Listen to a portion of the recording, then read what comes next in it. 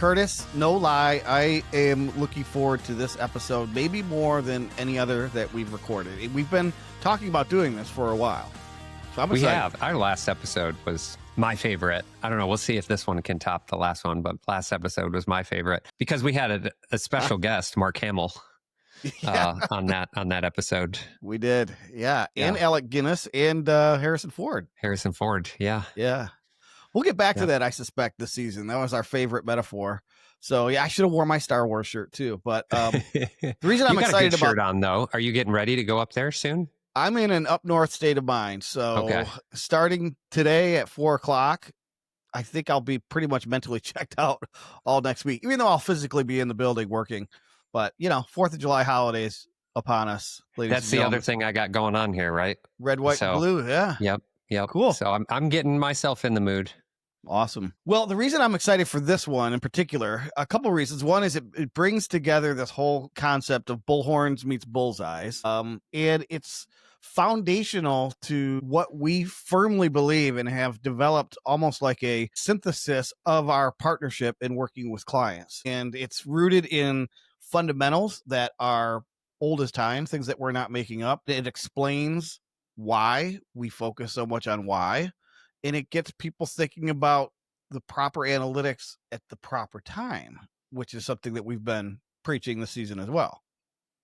Yeah, it's real interesting how you kind of had your methodologies that you worked from, which were more on the creative side. And I had my own frameworks that I was working from, which were more on the planning and analytical and data side. And I recall an episode we had with Josh Donnelly where you guys were talking about story-driven, what is it?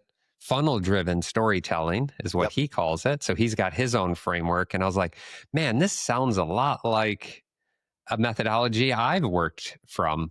And so we kind of merged those two together a little bit in our approach. 2, 3, a few different methodologies that we've kind of merged into one cohesive thought process, I guess. Yeah, they all overlap, which is interesting. It's because they're all rooted in the same philosophy fundamentally. And I think I mentioned it on that episode with Josh, or maybe to you offline, or off air, I should say. But remember in high school when the teacher, or grade school, I should say, the teacher had that projector and it had those transparencies, and you could flip one. I want that for this episode because I want to show how they all sort of lie on top of each other. They're all part of the same system. But since we don't have that, we're going to have to do it digitally. So this is an episode that you should be watching as opposed to just listening to. So if you are listening via podcast, you may want to pause here and go over to our YouTube channel and check out the video portion of this. And of course, all of that can be found at, what's the website? Bullhornsbullseyes.com. Yep. Okay.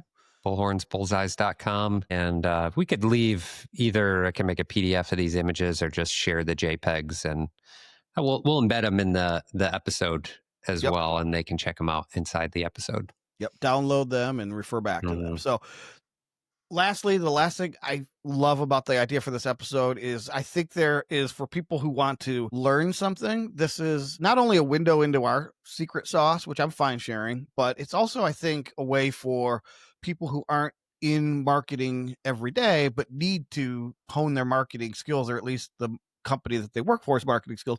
This is intended to be sort of show and tell. So happy to dive in, and maybe we should, because we have some visuals to share. So as you mentioned, we're going to talk about 3 sort of models, frameworks that we use in our day-to-day lives and people have been using for years before us, and to demonstrate why we do the things we do. And we wanted to start with this, which is the traditional sales funnel. I'm going to go over this because I'm still somewhat surprised. I just asked somebody yesterday who's in sales, and I asked if they were familiar with the traditional sales funnel, and they were not. So this goes back to a gentleman by the name of Elias St. Elmo Lewis, who is credited with creating this framework. And the intent was to demonstrate the customer journey. So you and I have been talking about customer journey, right? And a couple episodes ago, I took issue with somebody's contention that they said that the sales funnel is not linear. Remember that, Curtis? And I said, I think the sales funnel is linear because it's a mindset, but the customer journey may not be linear. It may be difficult to follow a customer to go from awareness to the point that they bought a product, but they are going to go through this process almost 10 times out of 10. Yeah. So you're 100% correct. The journey we can't control. We want to control, but we can't 100% control what the user is going to do. But we have to plan. I think that's the missing link. Yeah. A lot of times is we have to plan, and by planning, we can create an experience for those users. Doesn't mean they're going to take it, but it gives us an idea of creating something that does the storytelling. Like last episode, we talked about the story and the journey and those types of things. But how do you, once they realize they're on that journey, how do you kind of bring them in and manage the messaging and all of these other functional pieces? And I think that's a lot of what we're talking about today. Like, how do you go and put this into practice? Yeah, exactly. I also should reference and credit Emily from Martech, who was on our podcast talking about customer experience, customer journey. And what she's referring to, or what she referred to which you just referred, is the predictive path to purchase. So what we're trying to do is understand, what do we think is the most likely predictive path to purchase, and let's make sure that we're engineering everything we can in terms of the experience, both the customer experience and the marketing sales experience, so that it's engineered to facilitate that and lead the person to where we want to go, which is ultimately a purchase. But you're fond of saying, when you do lead gen activity as a first step, we're skipping to the bottom of this funnel, which is on your screen, because we're tempted to just ask for the sale first. And that's typically not the first action the customer wants to take, right? They want to know who you are. So let's start at the top.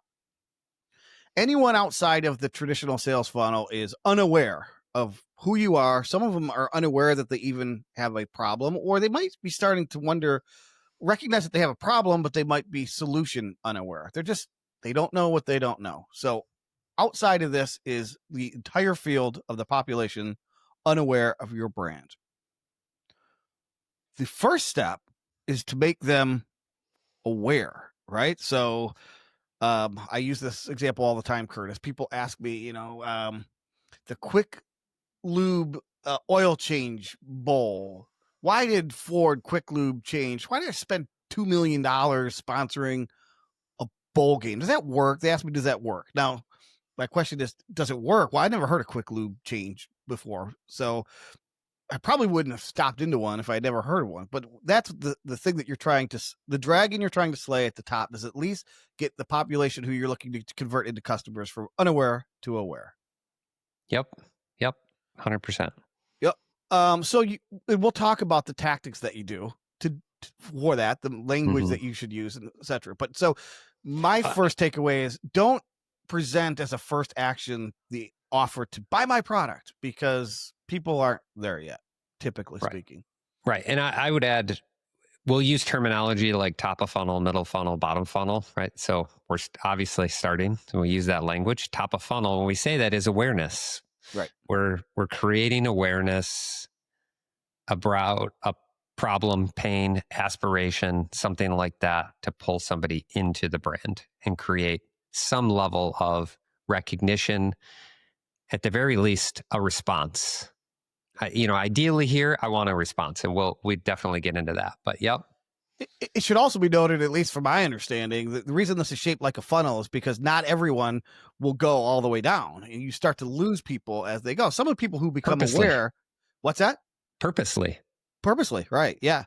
Some people may become aware, but they're not interested. They're just not motivated to do anything yet. So the next goal as a marketer is to get those who become aware, to get them interested in your product or service. So it's different than necessarily blasting buying, sponsoring a bowl game, right? It's different because that's not going to make anyone interested in getting an oil change at Quick Lube, right? They're just aware. So now, of the aware population, then you need to get them interested. Again, this is not necessarily going to get them right from aware to purchase. It's, oh, okay, I become aware of this company. I do a Google search because I'm problem aware, and I find a website, and now there's something about this website that has to interest the buyer and the user. So now we're starting to get into the middle of the funnel, correct? Correct. They're interested in learning more, start consuming content.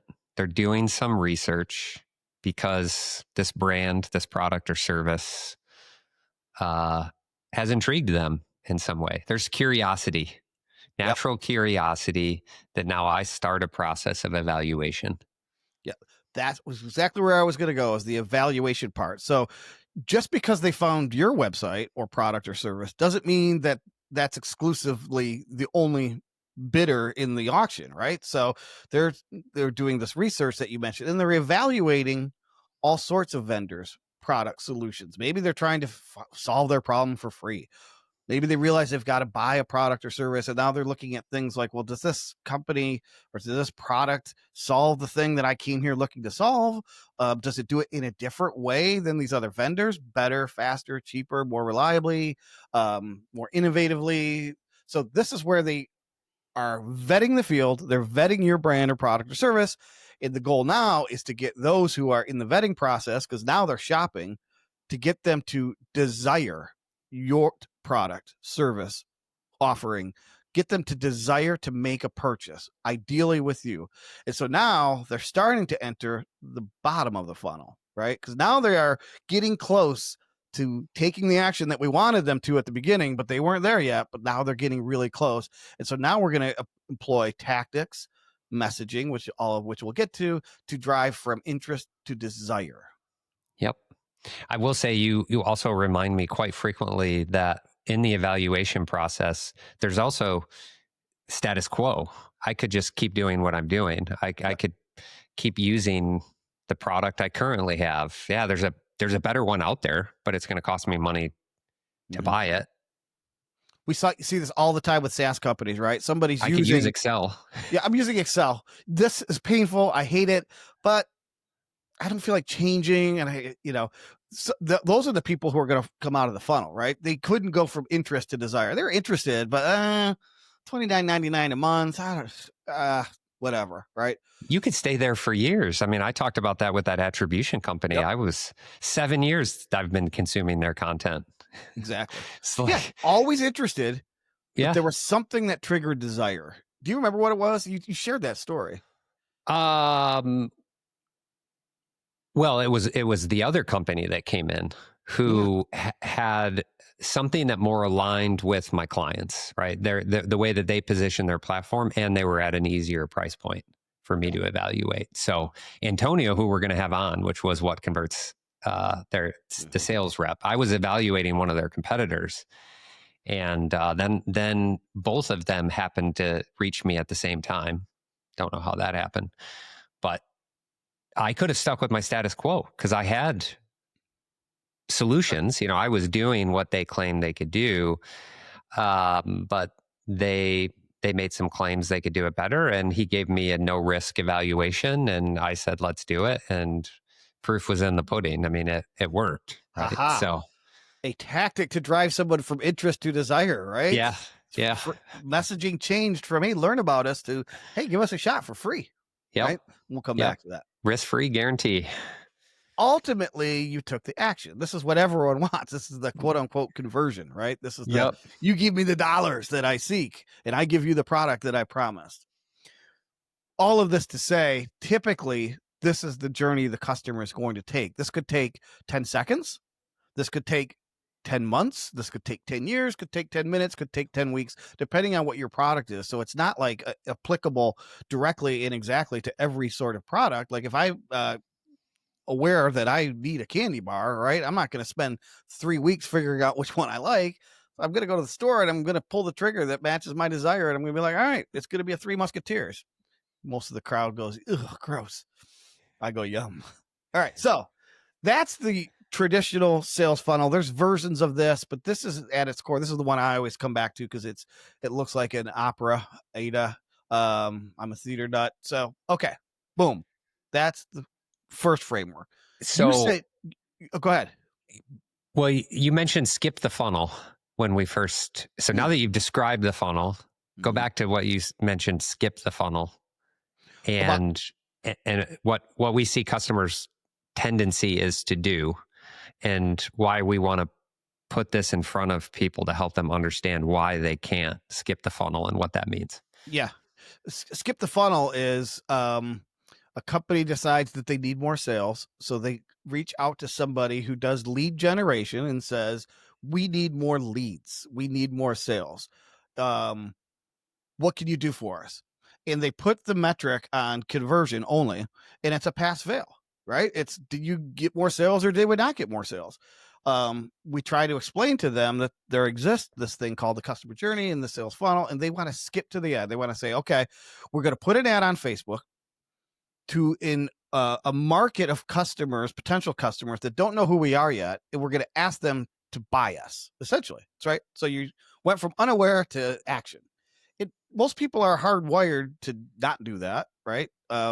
There's all sorts of, I think people typically, depending on the product or service, they are at a default position of purchase averse because it costs money and they're parting with hard-earned money.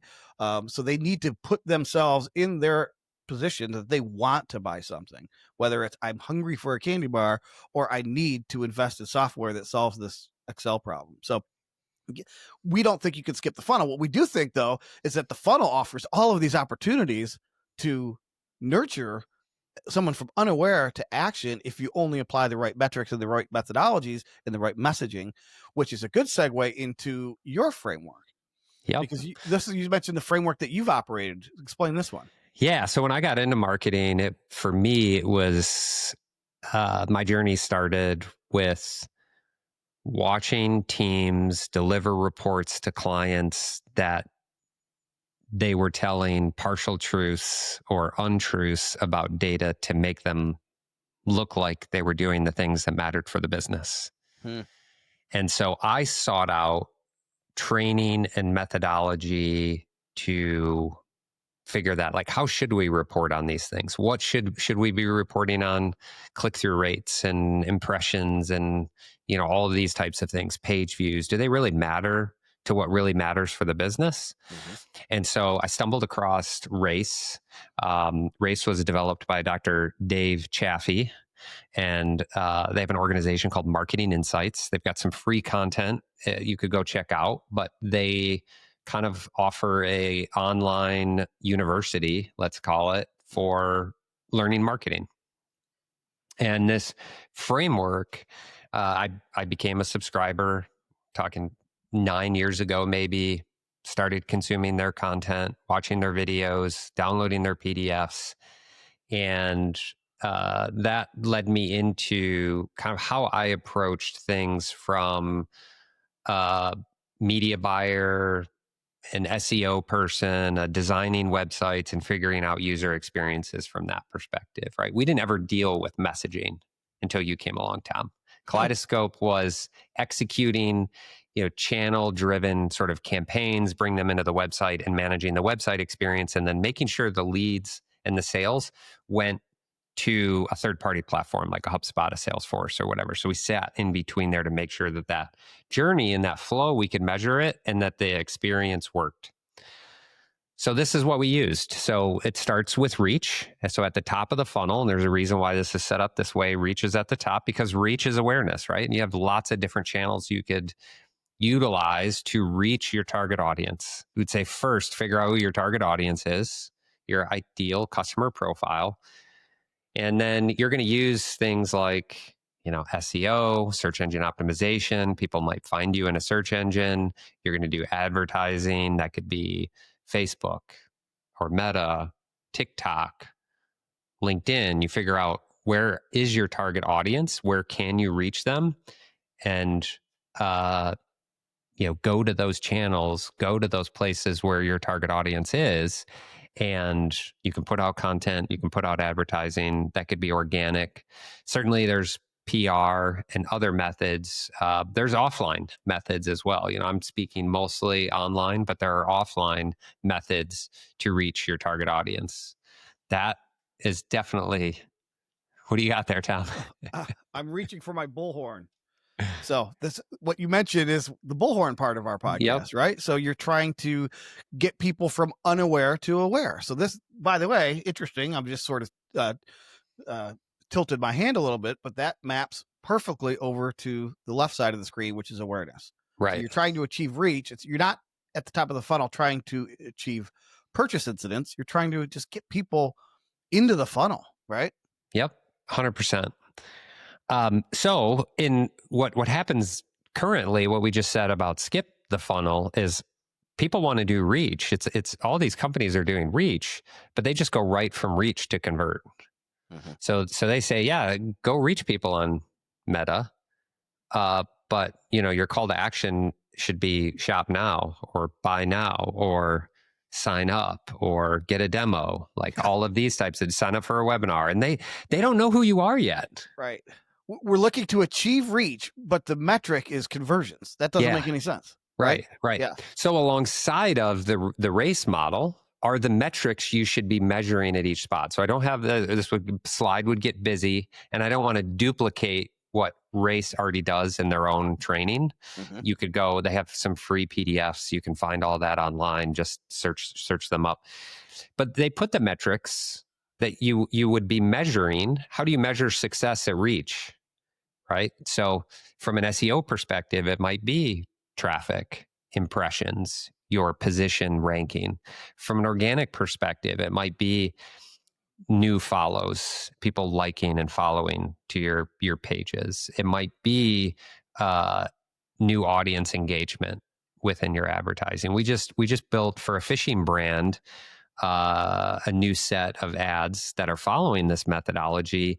And in our top of funnel ad, we tried to position an emotional aspiration, a fishing rod that's bent way down. The angler obviously has something big in the water that they've got on the line, right? And it was essentially like, when was the last time you had a rod bend like this? That's the holy grail moment for a fisher, right? It's right, exactly. Yeah. And tell us in the comments below. Share a story, right? So all we were trying to do was reach a target audience and get them to engage. Get them to participate. Engage. That sounds like a segue to the A. It is a segue to A, right? So don't mistake E all the way at the bottom, but ACT is encouraging them to take a next step, to explore, right? So at that stage, we didn't want them to, we don't know these people yet, and they don't know us. So to ask them for something like giving us money to buy our product doesn't make sense. Right. And it's not likely anyone's going to do that. And the people who do probably already are aware. Yeah, I was just going to say, for those who are super motivated, they know how to find a website. They know how to take out a credit card, fill a shopping cart. Yeah, those purchases will happen. But I think the message here is, if you're orienting everything, both your messaging, your methodology, and your metrics on conversion, when your customers are still at the awareness to interest level, then you're skipping steps. Okay. Yep. So what are we going to ask them to do at this stage? Now, this is a great place in ACT, I think, for your content marketing, is we've been talking about content marketing, and we're developing long form blog posts, and we're telling clients to create educational videos and all those types of things. At this stage, because we have on the list, we're building trust now. We've captured attention. We've got their eye.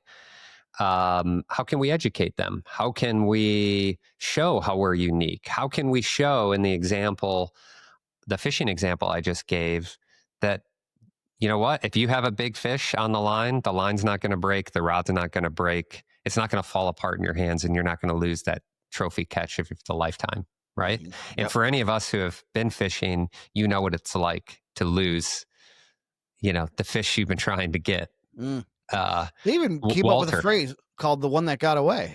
The one that got away, right? Yeah. So you're appealing to that aspiration, but also the pain of that loss. And now they're interested, and now they want to get into the nitty gritty. Well, what makes your product so much better than the one I got, or the other one that's at Bass Pro Shop, or the one that I can get over here at West Marine, or the one that my father-in-law gave me? There's lots of options to go fish with, but why is this the right one for me? including the rod and reel you already have, back to your Right. earlier point, right? So Exactly.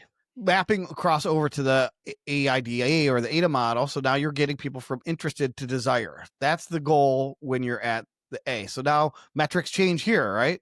Metrics aren't just reach and impressions, it's engagement numbers, even though, like you said, at the bottom of this is Yeah. another And so it engagement. could be, as people are learning, it could be they're signing up for your newsletter. We might call that a conversion, but that is a conversion higher up in the funnel. Amy would differentiate those learners and hand raisers. So Correct. they're learners, those who take action, want to learn. And so they're consuming your content until they are actually in market to buy your product or service. So those learners, we have to continue to put out content. And this is something I'm really learning. This isn't a one-time thing. Yeah, right. Going back to the customer journey being alinear, right? Right. I mean, you have to be relentless with content. And, there's no like, well, what's the right type of content? Because it's not linear. There might be 4 or 5 different types of content that somebody needs to consume in video, in written, in your newsletter before they're ready to purchase. This, to me, in the middle of the funnel is a relentless pursuit. What we just talked about in our last episode, to provide customer service for free to your target audience. Yep. Earn their trust in this stage of the funnel. Yeah. And you can educate, you can entertain, you can do all of these things. Once you have people in the funnel, they followed the brand on Facebook or Instagram, they've signed up for the newsletters. Even by virtue of going to the website, taking an action like that allows us to do what could be labeled as either capital R retargeting or small r just retargeting, right? It's just like, we're going to remarket to these people. They've already expressed some level of interest. They can always turn us off, they can unsubscribe or whatever. We're not going to overdo it, but the way that you engage with them is to not follow up and say, okay, now that I got you here, put your credit card in and buy the product. You could try to do that, but I think you'll be disappointed because there's still interest, there's not yet desire. And both sales and marketing need to realize this, hey, we got a contact. We got somebody in our email list. Now let's hard sell them because we got numbers to hit. Yeah. And that's a great way to turn off buyers. Do you remember when phone tracking or whatever you might call it on a website was first invented, and you might fill out a form on a website and you get a phone call within 30 seconds? Hey, Tom, this is Joe Blow from Salesforce. I see you filled out our form. How off-putting was that? But that's sort of the extreme. Nobody does that anymore, but that's an extreme example because we did. And that's not what we're advising. We want to talk about what you should do, not what you could do. Yep. So you get down to so now you've as you mentioned, you're changing your methodologies, you've changed your metrics, right? So we're measuring totally different things down in the middle of the funnel. And then we're getting to this ultimate end result that we want, which you can see is not the end result, it's a result, but it's convert, right? So what happens down here? Now we're nearing that middle of the sales funnel again. Yep.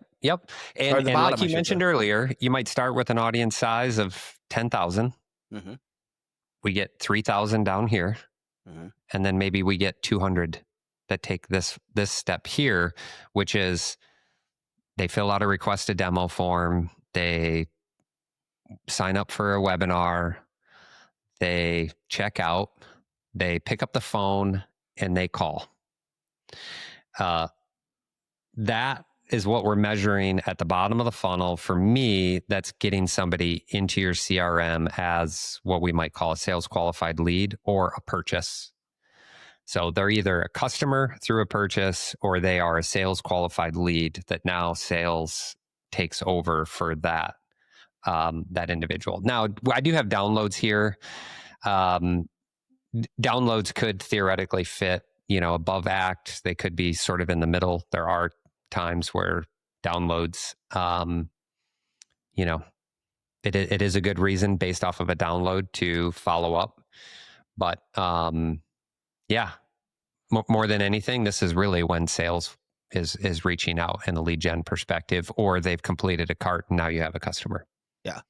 Can you talk for a minute just about going back to, I'm going to turn the skipping the funnel thing back on you. When a prospective client of yours comes into the potential engagement with you with this mindset that, hey, I want to drive leads, I want to get sales, and here's my budget.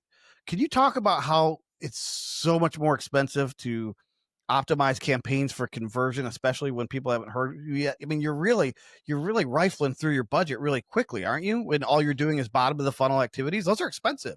Right. So what's going to happen is, because of those people are unaware and you haven't educated them yet of your unique value proposition and those types of things, that you're throwing away a lot of money. You have to do the steps above, right? Through the natural user process, decision making, the tendency of how consumers make decisions, that you're trying to skip that process, but in turn, you can't. And I mean, there'll be the rare case where you'll get a couple people who might actually purchase, but in all likelihood, you're throwing away most of your money. We've seen brands can do this if they've already done the previous work. Yeah. I mean, if you're a 100-year-old brand and you've been doing PR and you've had commercials and people know who you are, you're, a household name or a business, people know you within the business industry, you could put out a webinar, you could put out a request, a demo, because you got some new feature or something like that, throw it into a single campaign and see conversions, because all those steps were done for the last 100 years. Yeah, right. But if you're a startup and nobody knows you from Adam and you're competing against 20 other people in your industry, it's just not going to happen. You're throwing money away. I would suggest you could even be a mature brand, but people don't know you well enough, right? So that can happen. Been in business for 40 years. They're just starting this process, and they know they need to build brand awareness, right? There's bigger brands out there that do what they do, and they benefit from the 100-year. Nobody gets fired for nobody gets fired for hiring IBM, that sort of thing. That's who you're competing against sometimes. So you need to do a better job of creating awareness, but it's more efficient to buy things like impressions than it is to try to optimize, say, a LinkedIn campaign for a conversion. Right. So what I should have mentioned and isn't in here, this whole thing is a planning model, but planning actually in the race model for marketing insights sits above race. So there's a plan that's written first. This whole thing is building a plan. Mm-hmm. So if a client comes to me with, say, $10,000 a month, then I say, where are you currently at in your marketing? So we get an understanding of how well have you done the awareness steps? Have you been producing and getting those audiences to consume content? That's going to form us where we put our budget. Can we put 8 of the $10,000 at the bottom of the funnel? Or should we be putting 8 of the 10,000 at the top of the funnel? And then as we bring people through these stages, we can move money along with the people, right? So we put more at the top. As they get to the next stage, we can shift budget into that next stage. And then as they get down here, we can shift money down here. We just have to let it run, and you have to give it time. And that's the process of planning and building a proper media plan. Yeah. And when you're spending money, then when you're actually changing the metric and the model to optimize for conversion, when you do this way, look at where these people already are now. They've already gone from unaware to interest to desire, and they're ready potentially to take an action. And now you're just saying to those few people, you should be buying us because I've explained to you already why we're different than everybody else. You've done the research. You know you have the pain. You know we're a fit. You're at the desire stage. Now let's serve them methodologies, messaging, and let's align our metrics and then our budget to converting the easier to convert, and it's more cost effective as a result. Yep. But it's not the rack model, it's the race model. So what happens after you actually get the conversion? You can't just stop there, or at least we don't advise it. No. So I think you build in an e-commerce world loyalty. So it costs so much to acquire that customer. How do you turn them into repeat buyers? How do you turn those customers into ambassadors for your brand? How do you get them to leave reviews so you got positive sentiment across the internet? How do you get them to share content on social media?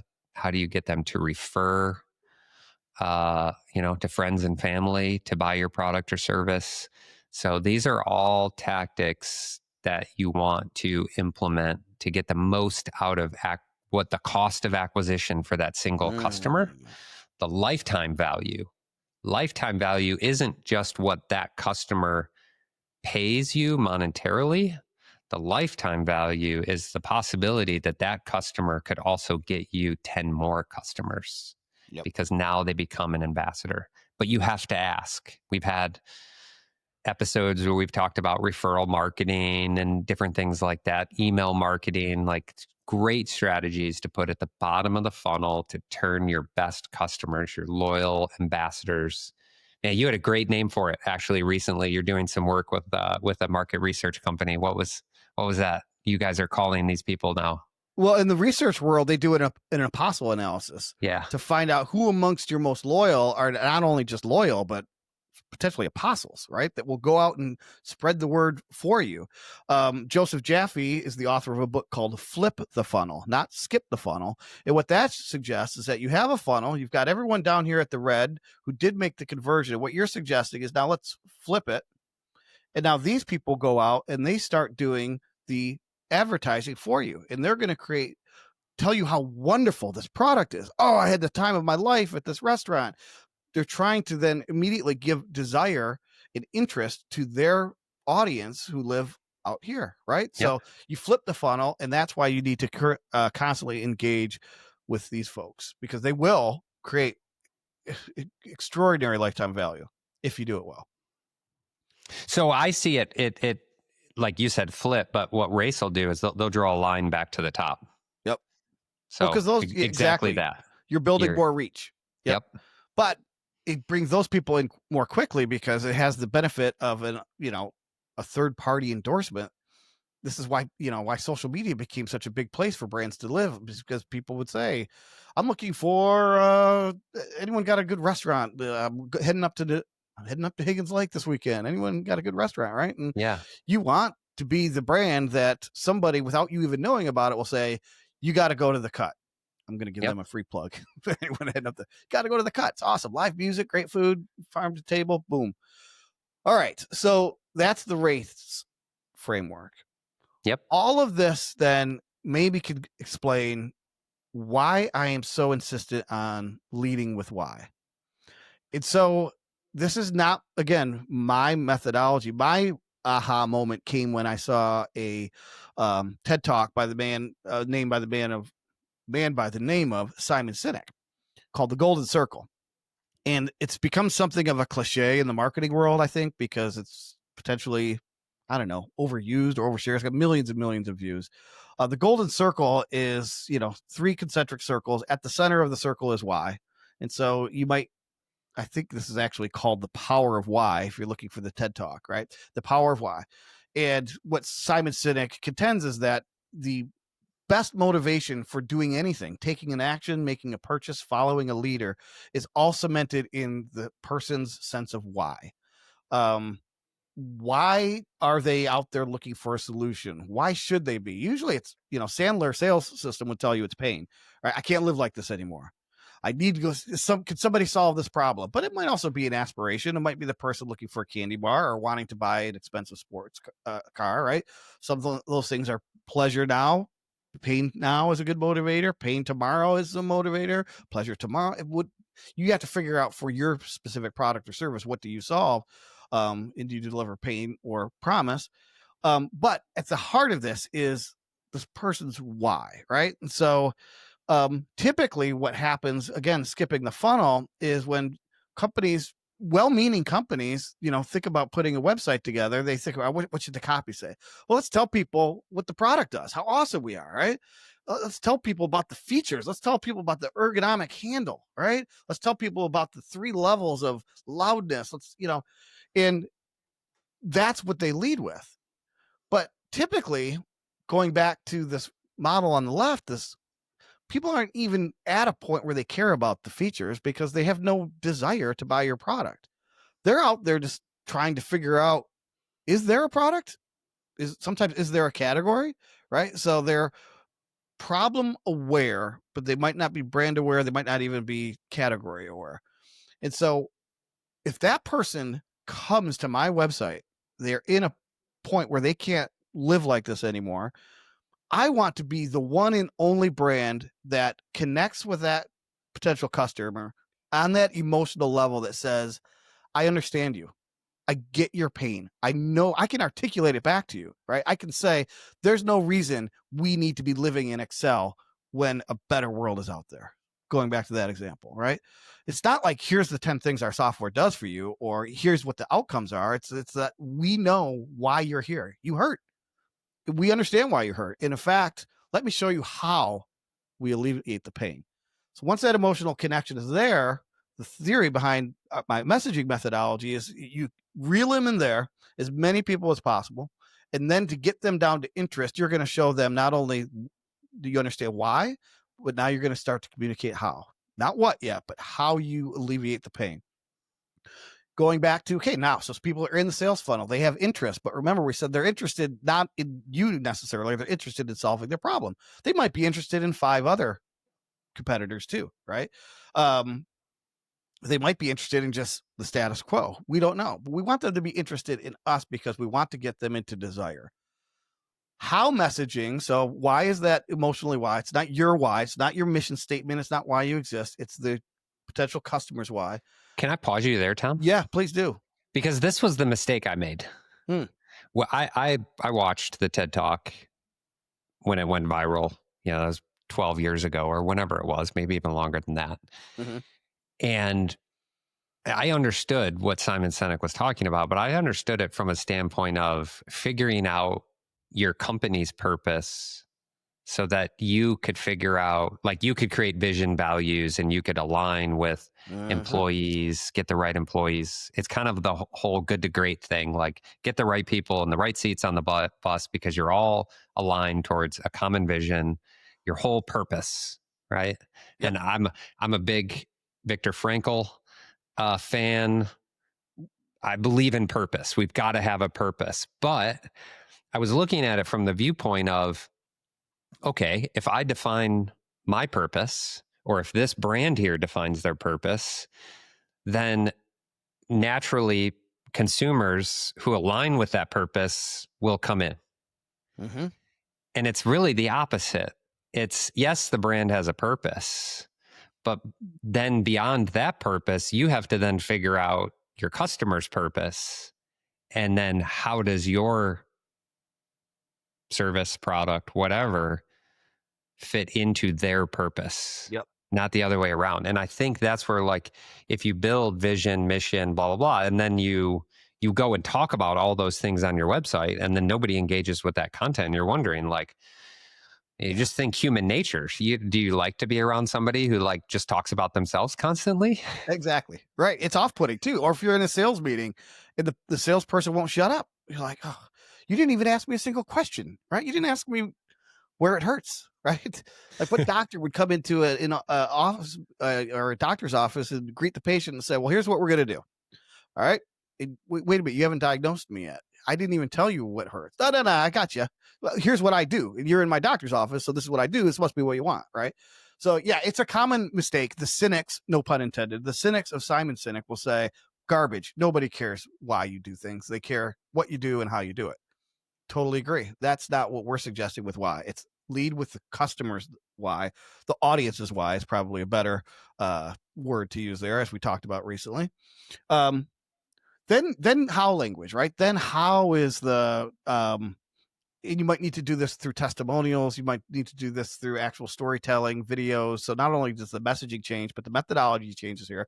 And you want to demonstrate clearly why you're the right person for product, service, whatever, to capture someone's interest and convert that to desire, because they're going to vet you. They're not, in most cases in the world that we live in, B2B world, not only are they going to, some cases they have to, because there has to be a bid list. So you can eliminate much of the competitive field initially by showing that you connect with them at the why level, but then certainly at the how level, you can even do, which we do, research into what is everyone else saying about how they do it.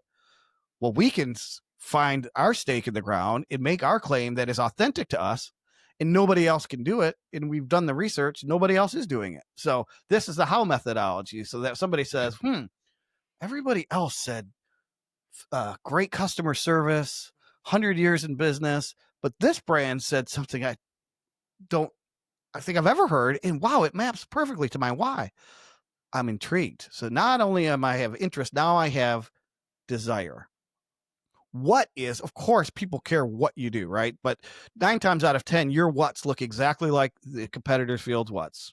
It might have, they're not different. They're distinguished only by the how, right? So a what. So for example, if somebody went to 10 digital marketing agencies, how many variants do you think of the what's would you find? Not many. There's a lot of different ways to do it, right? Some might specialize in SEO, some might specialize in lead gen. But if you had 2 exact agencies that someone was vetting for a particular piece of business, they probably do pretty much the exact same thing. So why? Right. All you're doing is price matching at that point. The what's come down to how much do you cost? Exactly. I mean, like, that's right. it.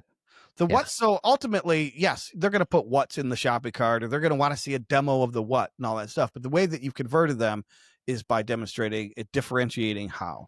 But they don't care about your how until you demonstrate that you understand their why. So this is our methodology.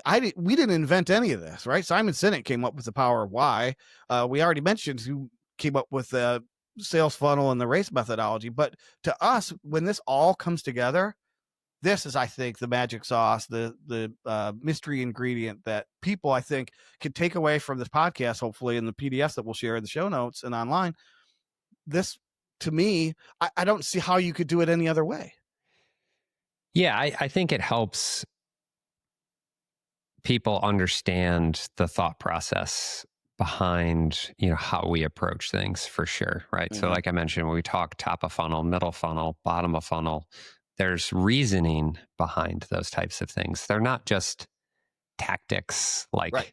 This is different than lead magnets and landing pages and different things like that, which are all just tactics and tricks. There's no tricks in this. This is a planning methodology and framework with psychology tied to it of how customers buy. And so you take that psychology piece, you take the tools that we have access to, and you combine that together. And then now you have the opportunity when a client comes and says, hey, we'd like to buy services from you. We've got X budget. We want to accomplish X things.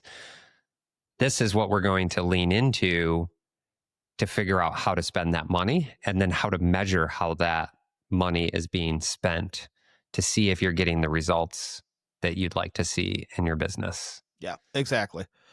And it all perfectly aligns, this is why we're like, we can, once you implement this, then you can speak shorthand, right? Oh, we're going to advertise at top of funnel. Okay, we already understand we're trying to achieve awareness. We understand that the metrics going to be reached, and we understand that the messaging needs to be why messaging, right? And the methodologies need to be, well, how do we get the best reach for the ideal customer client at the most affordable rates, right? In ensuring that we're the most effective. And then we say, okay, well, now we've got a middle of the funnel campaign that we're going to use. We're going to retarget to anyone that engaged at the top of the funnel.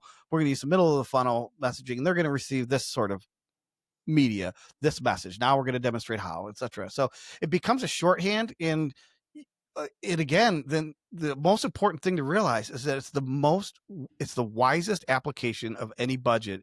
If you align the activities, the budget, and the methodologies and the messaging, get them all locked into this model, and you're going to be making the most efficient use of your marketing budget. Yep. So, final thoughts, takeaways? Listen to us? I don't know. No, don't listen to us. Listen to those who came before us, who established these methodologies, right? That's true. Actually, my brother used to have a toast to all those who came before us, for sure. I mean, there are smart people who paved the way for us, who came up with these, did the research behind these types of things, tried, tested, and true. And like you said, we're just combining those into a framework that allows us to execute for you, to get to know your business, to get to know your customers, to help you plan out and spend your money in an appropriate way, instead of lighting it on fire or throwing it into a slot machine and hoping something comes back out on the other end. And I, more than ever, know I need somebody like you who can help the right messaging into the right places that connect with the right people. Yep. And I think in turn, you would say, hey, I need somebody like you, Curtis, who knows how to pull the levers within the platforms to set the right bids and the right budgets within the various places, and to be able to measure all the things that happen across those different stages. And this Absolutely. is something that is sophisticated and definitely takes a team of people with different disciplines to plan out, to execute on, and deliver on.